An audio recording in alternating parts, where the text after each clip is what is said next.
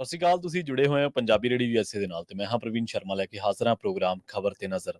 ਖਬਰ ਤੇ ਨਜ਼ਰ ਪ੍ਰੋਗਰਾਮ ਦੇ ਵਿੱਚ ਗੱਲਬਾਤ ਕਰਾਂਗੇ ਕੁਝ ਅਹਿਮ ਖਬਰਾਂ ਨੂੰ ਲੈ ਕੇ, ਕੁਝ ਖਾਸ ਖਬਰਾਂ ਨੂੰ ਲੈ ਕੇ, ਪਰ ਉਸ ਤੋਂ ਪਹਿਲਾਂ ਧੰਨਵਾਦ ਕਰਦੇ ਚੱਲੀਏ ਸਪਾਂਸਰਸ ਦਾ ਜਿਹੜੇ ਜ਼ਰੀਆ ਬਣਦੇ ਨੇ ਇਹਨਾਂ ਪ੍ਰੋਗਰਾਮਾਂ ਨੂੰ ਤੁਹਾਡੇ ਤੱਕ ਪਹੁੰਚਾਉਣ ਦੇ ਲਈ।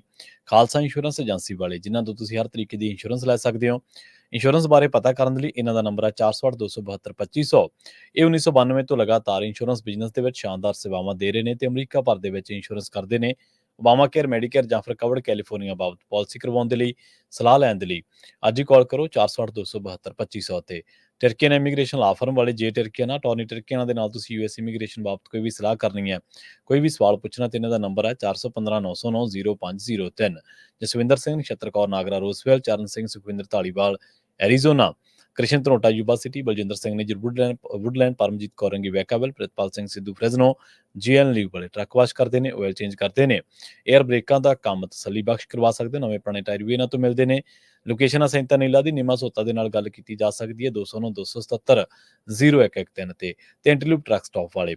ਇਹਨਾਂ ਸਾਰੇ ਹੀ ਸਪਾਂਸਰਸ ਦਾ ਬਹੁਤ ਬਹੁਤ ਧੰਨਵਾਦ। ਤੇ ਜੇਕਰ ਤੁਸੀਂ ਵੀ ਪੰਜਾਬੀ ਰੇਡੀਓ ਐਸੇ ਦੇ ਇਹਨਾਂ ਪ੍ਰੋਗਰਾਮਾਂ ਨੂੰ ਸਪਾਂਸਰ ਕਰਨਾ ਚਾਹੁੰਦੇ ਹੋ ਤਾਂ ਸਟੂਡੀਓ ਦਾ ਨੰਬਰ ਹੈ 408 272 5200।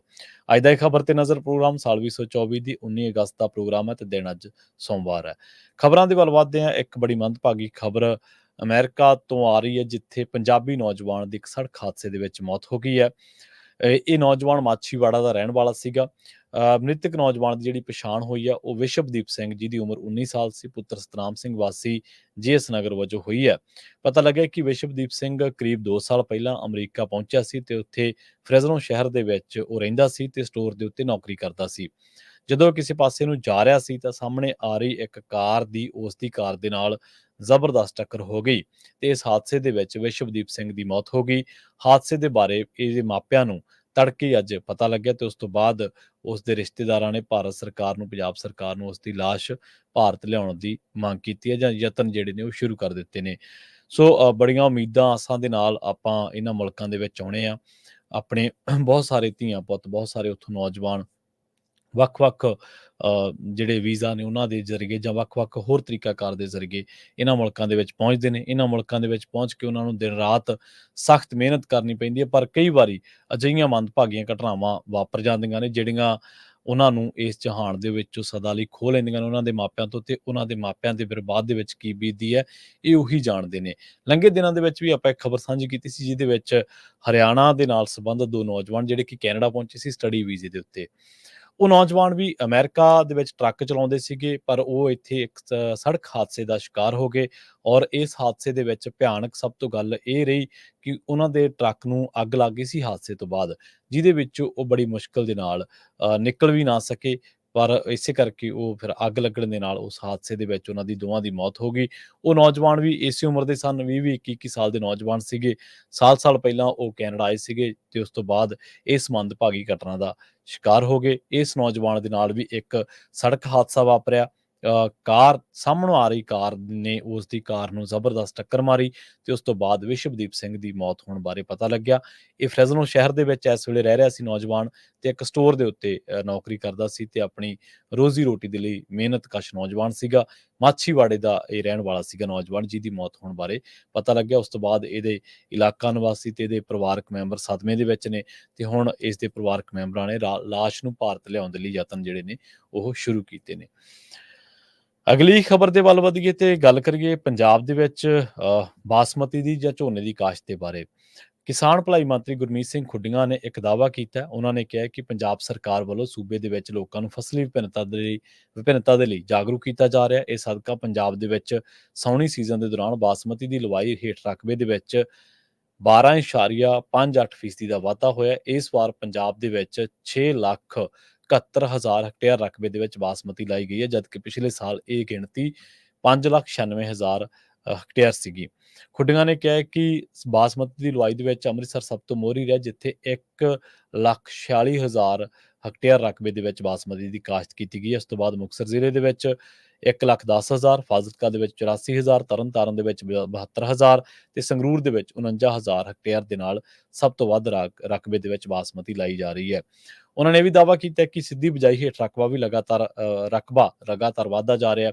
ਇਸ ਵਾਰ ਪਿਛਲੇ ਸਾਲ ਦੇ ਮੁਕਾਬਲੇ 46% ਵੱਧ ਜਿਹੜੀ ਇਹ ਸਿੱਧੀ ਬਿਜਾਈ ਕੀਤੀ ਗਈ ਹੈ। ਪਾਣੀ ਦੀ ਬਚਤ ਦੇ ਲਈ ਇਸ ਸਾਲ ਸੂਬੇ ਦੇ ਵਿੱਚ 2,52,000 ਏਕੜ ਝੋਨਾ ਜਿਹੜਾ ਉਹਦੇ 'ਚ ਸਿੱਧੀ ਬਿਜਾਈ ਕੀਤੀ ਗਈ ਹੈ, ਜਦਕਿ ਪਿਛਲੇ ਸਾਲ ਇਹ ਸਿਰਫ 1,72,000 ਸੀ।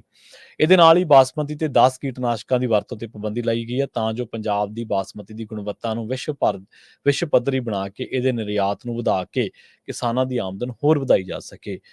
ਇੱਕ ਕਿਸਾਨੀ ਪਰਿਵਾਰ ਤੋਂ ਤਾਲੁਕਾਤ ਹੋਣ ਕਰਕੇ ਤੇ ਪੰਜਾਬ ਦੇ ਵਿੱਚ ਜੰਮੇ ਜਾਏ ਹੋਣ ਕਰਕੇ ਆਪਾਂ ਨੂੰ ਇੰਨਾ ਕੁ ਜ਼ਰੂਰ ਪਤਾ ਹੈ ਕਿ ਜਿੰਨਾ ਝੋਨਾ ਪਾਣੀ ਖਾਂਦਾ, ਜਿੰਨਾ ਝੋਨੇ ਦੇ ਵਿੱਚ ਪਾਣੀ ਦੀ ਖਪਤ ਹੈ, ਬਾਸਪਤੀ ਦੇ ਵਿੱਚ ਉਹਦੇ ਨਾਲੋਂ ਤਕਰੀਬਨ ਅੱਧੀ ਹੈ, ਅੱਧੀ ਤੋਂ ਵੀ ਘੱਟ ਹੈ। ਜੇਕਰ ਜਿੱਥੇ ਧਰਤੀ ਜ਼ਰਖੇਜ਼ ਹੈ, ਕੋਈ ਵਾਹਣ ਚੰਗਾ ਹੈ, ਉਪਜਾਊ ਹੈ, ਤੇ ਉਹ ਆਪੇ ਜਿਹੜੀ ਬਾਸਮਤੀ ਦੀ ਫਸਲ ਹੈ ਉਹਦੇ 'ਚ ਧਰਤੀ 'ਚ ਨਮੀ ਵੀ ਰੱਖਦਾ ਤੇ ਉਹਨੂੰ ਖੁਰਾਕ ਵੀ ਦੇਈ ਜਾਂਦਾ। ਕਈ ਵਾਰੀ ਆਪਾਂ ਦੇਖਦੇ ਨਾ ਵਾਹਣ ਫੋਕਲੇ ਜਿਹੇ ਹੁੰਦੇ ਆ, ਉਹਨਾਂ ਤੋਂ ਰੇਹ ਕੂੜਾ ਪਾਏ ਤੋਂ ਬਿਨਾਂ ਉੱਥੇ ਫਸਲ ਘੱਟ ਹੁੰਦੀ ਹੈ, ਪਰ ਕਈ ਵਾਹਣ ਜਾਂ ਖੇਤ ਅਜਿਹੇ ਹੁੰਦੇ ਜਿੱਥੇ ਧਰਤੀ ਬੜੀ ਜ਼ਰਖੇਜ਼ ਹੁੰਦੀ ਹੈ, ਉਹਦੇ 'ਚ ਬੜੀ ਜਾਨ ਹੁੰਦੀ ਹੈ, ਉੱਥੇ ਗੰਡੋਏ ਵੀ ਹੁੰਦੇ, ਜਿਸ ਧਰਤੀ ਦੇ ਵਿੱਚ ਜਾਨ ਹੋਵੇ ਤਾਂ ਉੱਥੇ ਬਾਸਮਤੀ ਦੀ ਫਸਲ ਨੂੰ ਕੋਈ ਬਾਹਲੇ ਪਾਣੀਆਂ ਦੀ ਲੋੜ ਨਹੀਂ ਪੈਂਦੀ।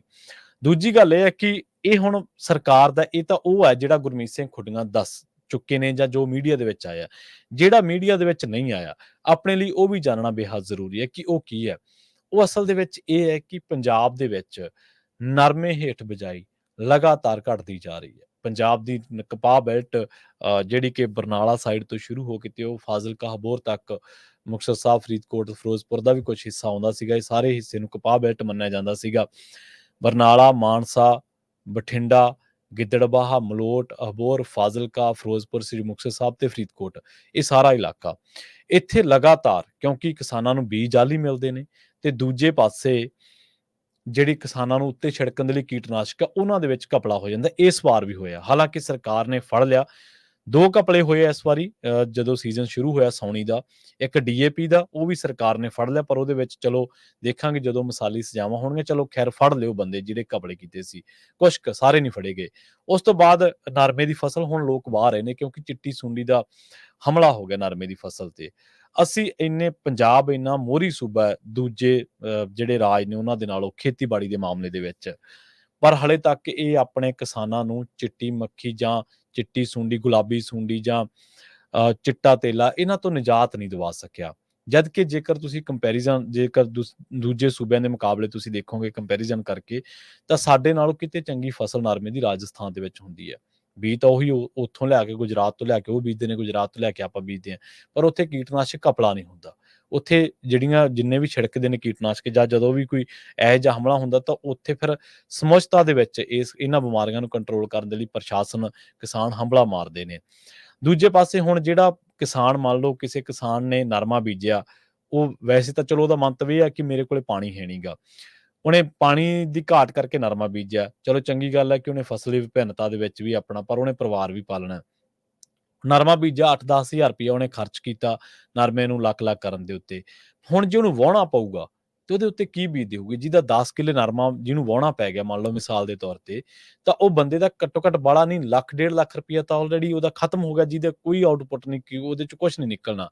ਦੂਜੇ ਪਾਸੇ ਜਦੋਂ ਉੱਥੇ ਉਹ ਬਾਸਮਤੀ ਲਾਊਗਾ ਜਾਂ ਝੋਨਾ ਲਾਊਗਾ, ਤਾਂ ਉਹਨੂੰ ਬੋਰ ਕਰਨਾ ਪਊਗਾ, ਉਹਨੂੰ ਟਿਊਬਵੈੱਲ ਲਾਉਣਾ ਪਊਗਾ ਆਪਣੇ ਖੇਤ ਦੇ ਵਿੱਚ, ਤਾਂ ਉਹਦੇ ਲਈ ਉਹਦਾ ਅੱਡ ਤੋਂ 3-4 ਲੱਖ ਰੁਪਏ ਦਾ ਖਰਚਾ। ਜਿਹਨੇ ਪਹਿਲੀ ਵਾਰੀ ਲਾਉਣਾ, ਚਲੋ ਜਿਹਦੇ ਨਾਲੇ ਬੀਤ ਗਈਆਂ, ਉਹਦੇ ਨਾਲ ਤਾਂ ਚਲੋ ਉਹਨੂੰ ਤਾਂ ਟਿਊਬਵੈੱਲ ਲੱਗ ਗਿਆ ਉਹਦੇ ਖੇਤ ਦੇ ਵਿੱਚ, ਪਰ ਜਿਹਨੂੰ ਹੁਣ ਪਹਿਲੀ ਵਾਰੀ ਲਾਉਣਾ ਪਊਗਾ ਤਾਂ ਉਹ 5 ਲੱਖ ਰੁਪਏ ਥੱਲੇ ਆ ਗਿਆ।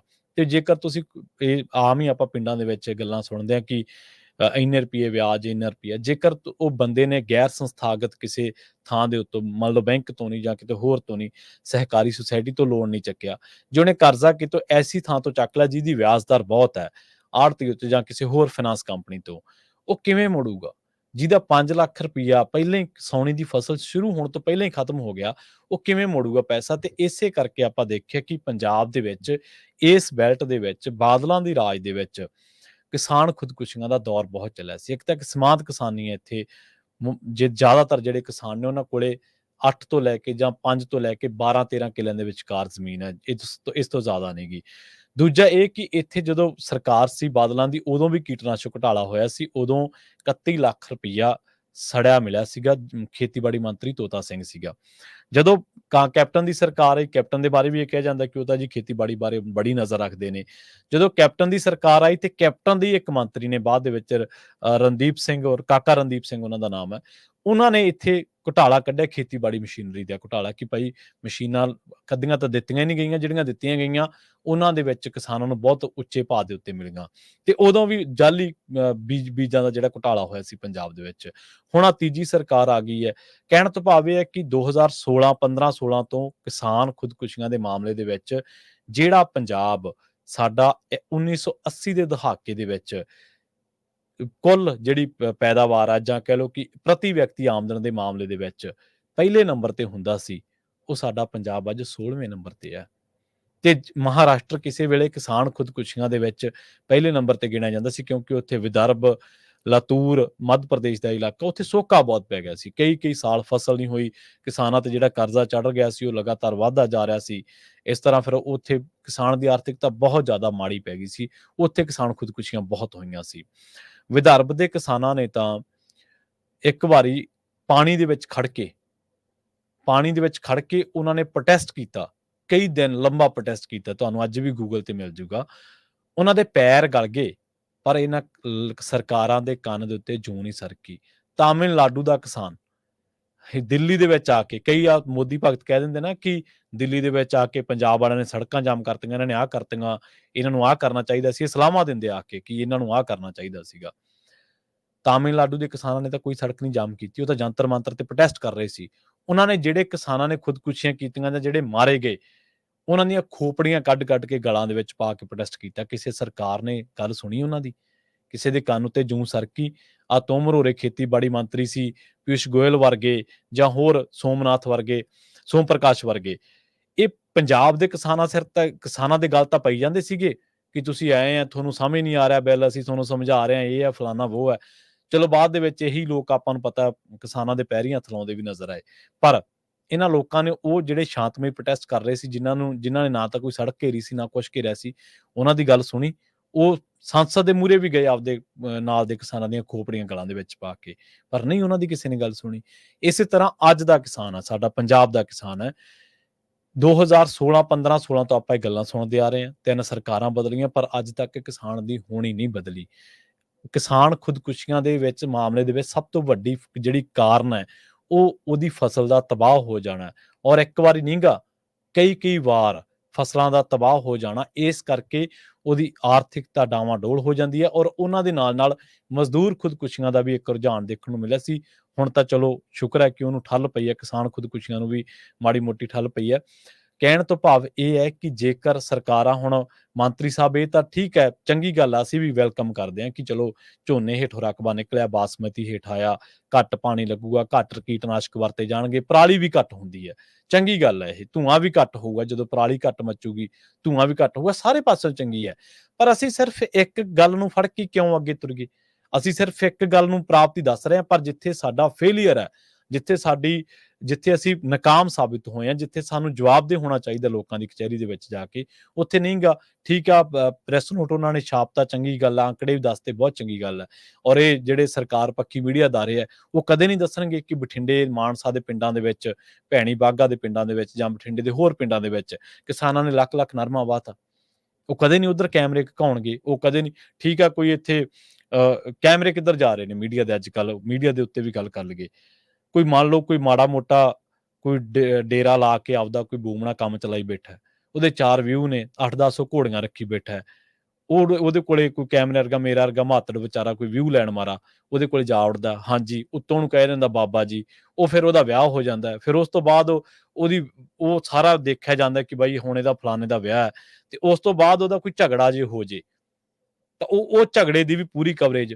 ਵੀ ਦੱਸੋ ਕੋਈ ਮਾਤੜ ਬੰਦੇ, ਕੋਈ ਵਿਨੇਸ਼ ਫੋਗਾਟ ਆ ਜਿਹੜੀ ਓਲੰਪਿਕ ਖੇਡ ਕੇ ਆਈ ਹੈ ਵੀ ਜਿਹਦੀ ਕਵਰੇਜ ਚਾਹੀਦੀ ਹੈ?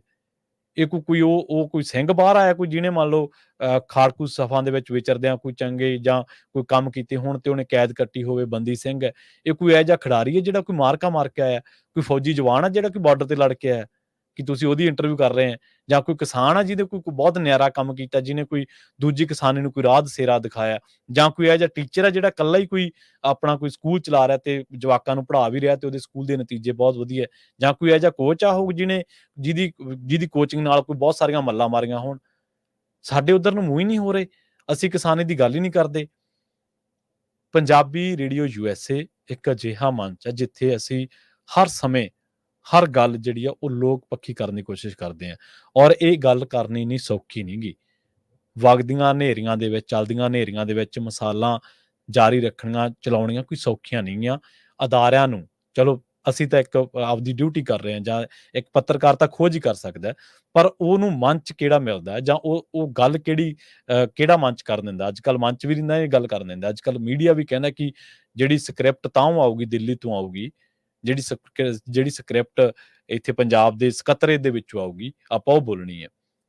ਪਰ ਇਹੋ ਜਿਹੇ ਅਦਾਰਿਆਂ ਨੂੰ ਜਿੱਥੇ ਲੋਕਾਂ ਦੀ ਗੱਲ ਹੋਵੇ, ਜਿੱਥੇ ਮਜ਼ਲੂਮਾਂ ਦੀ ਗੱਲ ਹੋਵੇ, ਜਿੱਥੇ ਗਰੀਬ ਤਬਕਿਆਂ ਦੀ ਗੱਲ ਹੋਵੇ, ਪੱਛੜਿਆਂ ਦੀ ਗੱਲ ਹੋਵੇ, ਹੱਕ ਹਕੂਕਾਂ ਦੀ ਗੱਲ ਹੋਵੇ, ਸੱਚ ਦੀ ਗੱਲ ਹੋਵੇ, ਪੰਜਾਬ ਦੀ ਗੱਲ ਹੋਵੇ, ਪੰਥ ਦੀ ਗੱਲ ਹੋਵੇ, ਸਿੱਖ ਕੌਮ ਦੀ ਗੱਲ ਹੋਵੇ ਔਰ ਬੇਬਾਕੀ ਦੇ ਨਾਲ ਹੋਵੇ, ਉਹ ਜਿਹੇ ਅਦਾਰਿਆਂ ਨੂੰ ਕੰਮ ਕਰਨਾ ਵੀ ਬਹੁਤ ਔਖਾ। ਸਾਨੂੰ ਲੋੜ ਹੈ ਇਹੋ ਜਿਹੇ ਅਦਾਰੇ ਬਚਾ ਕੇ ਰੱਖਣ ਦੀ, ਕਿਉਂਕਿ ਇਹਨਾਂ ਦੀ ਗਿਣਤੀ ਬਹੁਤ ਘੱਟ ਆ। ਅੱਜ-ਕੱਲ੍ਹ ਜਿਹੜੀਆਂ ਖੋਜੀ ਵੈਬਸਾਈਟਸ ਨੇ, ਉਹਨਾਂ ਨੇ ਓਪਨਲੀ ਲਿਖ ਕੇ ਲਾਇਆ ਹੋਇਆ ਕਿ ਜੇਕਰ ਤੁਸੀਂ ਚਾਹੁੰਦੇ ਆ ਕਿ ਅਸੀਂ ਜਿਉਂਦੇ ਰਹੀਏ, ਅਸੀਂ ਇਹ ਕੰਮ ਕਰਦੇ ਰਹੀਏ, ਸਾਡੇ ਤੇ ਕੋਈ ਡੋਰਾ ਨਾ ਪਾਵੇ, ਸਾਨੂੰ ਕੋਈ ਖਰੀਦੇ ਨਾ, ਸਾਨੂੰ ਸਰਕਾਰ ਜੇ ਕੋਈ ਝੰਜਟ ਪਾਵੇ ਤਾਂ ਉਹ 'ਚੋਂ ਅਸੀਂ ਨਿਕਲ ਸਕੀ ਤਾਂ ਸਾਨੂੰ ਇਸ ਪੱਤਰਕਾਰਤਾ ਨੂੰ ਜਾਰੀ ਰੱਖਣ ਦੇ ਲਈ ਸਾਡਾ ਸਹਿਯੋਗ ਕਰੋ। ਪੰਜਾਬੀ ਰੇਡੀਓ ਯੂਐਸਏ ਨੂੰ ਵੀ ਬਹੁਤ ਸਾਰੀਆਂ ਸੋਸ਼ਲ ਮੀਡੀਆ ਜਿਹੜੇ ਪਲੇਟਫਾਰਮ ਮੰਚ ਨੇ, ਉੱਥੇ ਸਰਕਾਰਾਂ ਦੀਆਂ ਵਧੀਕੀਆਂ ਜਿੱਥੇ-ਜਿੱਥੇ ਜਿਹਦਾ ਜ਼ੋਰ ਚੱਲਦਾ ਜਿਹੜੀ ਸਰਕਾਰ ਦਾ, ਆਪਦਾ ਚਲਾਉਂਦੀ ਆ। ਉਹ ਨਹੀਂ ਚਾਹੁੰਦੇ ਕਿ ਇੱਥੇ ਆਹ ਗੱਲਾਂ ਪਹੁੰਚਣ। ਇਸ ਕਰਕੇ ਕਈ ਥਾਵਾਂ ਤੋਂ ਸਾਨੂੰ ਬਹੁਤ ਸਾਰੀਆਂ ਚੀਜ਼ਾਂ, ਪਰੇਸ਼ਾਨੀਆਂ ਦਾ ਸਾਹਮਣਾ ਕਰਨਾ ਪੈਂਦਾ ਹੈ। ਅਸੀਂ ਵੱਧ ਤੋਂ ਵੱਧ ਇਹੀ ਕਹਿਣਾ ਤੁਹਾਨੂੰ 2 ਚੀਜ਼ਾਂ ਬੜੀਆਂ ਫ੍ਰੀ ਨੇ, ਜਿਹੜੀਆਂ ਕਿ ਜਿਹਦੇ ਉੱਤੇ ਕੋਈ ਕਾਸਟ ਨਹੀਂ ਗੀ। ਤੁਸੀਂ ਫੇਸਬੁੱਕ ਪੇਜ ਦੇ ਨਾਲ ਜੁੜਦੇ ਹੋ, ਉਹਦੇ ਤੇ ਕੋਈ ਕਾਸਟ ਨਹੀਂ। ਆਪਾਂ ਹੋਰ ਪਖੰਡੀਆਂ, ਬੂਮਣਿਆਂ, ਸਾਧਾਂ, ਹੋਰ ਜਿਨ੍ਹਾਂ ਦੇ ਚੁਟਕਲਿਆਂ ਦੇ ਵਿੱਚ ਵੀ ਨੰਗੇਜ਼ ਆ, ਆਪਾਂ ਉਹਨਾਂ ਨੂੰ ਵੀ ਤਾਂ ਲਾਈਕ ਕਰਦੇ ਹੀ ਆ ਨਾ। ਤੇ ਜਿੱਥੋਂ ਕੋਈ ਮਿਆਰੀ ਕੰਟੈਂਟ ਪੈਦਾ ਕਰ ਰਿਹਾ, ਜਿੱਥੋਂ ਕੋਈ ਲੋਕਾਂ ਦੀ ਗੱਲ ਕਰ ਰਿਹਾ, ਪੰਜਾਬ ਦੀ ਗੱਲ ਕਰ ਰਿਹਾ, ਆਪਾਂ ਉਹਦੇ ਨਾਲ ਕਿਉਂ ਨਾ ਜੁੜੀਏ। ਸੋ ਫੇਸਬੁੱਕ ਪੇਜ ਨੂੰ ਲਾਈਕ ਕਰਨਾ, ਉਹਨੂੰ ਸਬਸਕ੍ਰਾਈਬ ਕਰਨਾ ਬਿਲਕੁਲ ਫ੍ਰੀ ਹੈ। YouTube ਚੈਨਲ ਨੂੰ ਸਬਸਕ੍ਰਾਈਬ ਕਰਨਾ ਬਿਲਕੁਲ ਫ੍ਰੀ ਹੈ। TikTok ਤੇ ਤੁਸੀਂ ਸਾਡੇ ਨਾਲ ਜੁੜ ਸਕਦੇ ਹੋ। ਇਸੇ ਤਰ੍ਹਾਂ ਤੁਸੀਂ ਸਾਡੇ ਨਾਲ ਟਵਿੱਟਰ ਦੇ ਉੱਤੇ, ਜਿਹਨੂੰ ਅੱਜ-ਕੱਲ੍ਹ ਐਕਸ ਕਿਹਾ ਜਾਂਦਾ, ਉਹਦੇ ਤੇ ਜੁੜ ਸਕਦੇ ਹੋ। ਤੁਸੀਂ ਸਾਡੇ ਨਾਲ ਇੰਸਟਾਗ੍ਰਾਮ ਤੇ ਜੁੜ ਸਕਦੇ ਹੋ ਔਰ ਚੰਗੀਆਂ ਚੀਜ਼ਾਂ ਨੂੰ ਸ਼ੇਅਰ ਜ਼ਰੂਰ ਕਰ ਦਿਆ ਕਰੋ, ਕਿਉਂਕਿ ਇਹੀ ਹੱਲਾਸ਼ੇਰੀ ਹੈ, ਇਹੀ ਆਕਸੀਜਨ ਆ ਔਰ ਤਾਂ ਜੋ ਇਹੋ ਜਿਹੀਆਂ ਜਿਹੜੀਆਂ ਰਿਪੋਰਟਸ ਨੇ, ਇਹੋ ਜਿਹੀ ਜਿਹੜੀ ਲੋਕਾਂ ਪੱਖੀ ਜਿਹੜੀ ਪੱਤਰਕਾਰਤਾ, ਉਹ ਸਾਹ ਲੈਂਦੀ ਰਹਿ ਸਕੇ। ਬਹੁਤ-ਬਹੁਤ ਧੰਨਵਾਦ। ਪੰਜਾਬੀ ਰੇਡੀਓ ਯੂਐਸਏ ਦੀ ਅਗਲੀ ਪੇਸ਼ਕਸ਼ ਪ੍ਰੋਗਰਾਮ ਅਪਡੇਟ ਅਮਰੀਕਾ ਪ੍ਰੋਗਰਾਮ ਦੇ ਵਿੱਚ ਅਮਰੀਕਾ ਦੇ ਨਾਲ-ਨਾਲ ਵਿਸ਼ਵ ਭਰ ਦੇ ਵਿੱਚ ਵਾਪਰੀਆਂ ਅਹਿਮ ਵੱਡੀਆਂ ਖਾਸ ਘਟਨਾਵਾਂ, ਖਬਰਾਂ ਦੇ ਬਾਰੇ ਤੁਹਾਨੂੰ ਦਿੱਤੀਆਂ ਜਾਣਗੀਆਂ ਜਾਣਕਾਰੀਆਂ। ਜੁੜੇ ਰਹੋ ਪੰਜਾਬੀ ਰੇਡੀਓ ਯੂਐਸਏ ਦੇ ਨਾਲ। ਬਹੁਤ-ਬਹੁਤ ਧੰਨਵਾਦ। ਸਤਿ ਸ਼੍ਰੀ ਅਕਾਲ।